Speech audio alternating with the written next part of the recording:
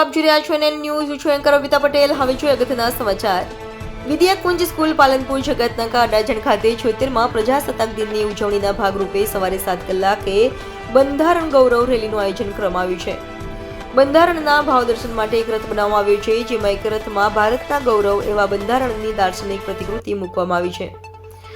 બંધારણ ગૌરવ યાત્રા રેલી સ્વરૂપે સવારે 7 કલાકે વિદ્યાકુંજ સ્કૂલ પરથી પ્રસ્થાન થશે. 167 પશ્ચિમ વિધાનસભાના ધારાસભ્ય અને પૂર્વ કેબિનેટ મંત્રી શ્રી પુણેશ મોદી આ ગૌરવ યાત્રાને પ્રસ્થાન કરાવશે. આ રથ સ્કૂલની આજુબાજુના 2 કિલોમીટર જેટલા વિસ્તારમાં ફરશે. જાહેર જનતાને બંધારણ પ્રત્યે ગૌરવપૂર્ણ ભાવ જાગૃત થાય તે માટે બંધારણ પૂજન કરવામાં આવશે. આ ગૌરવ યાત્રામાં શાળાના ગુજરાતી અને અંગ્રેજી માધ્યમના વિદ્યાર્થીઓ તથા શિક્ષકો અને શુભેચ્છકો જોડાશે. પ્રજાસત્તાક દિન ધ્વજની કાર્યક્રમ સવારે 8 કલાકે શાળાના ભૂતપૂર્વ વિદ્યાર્થીના હસ્તે કરવામાં આવશે.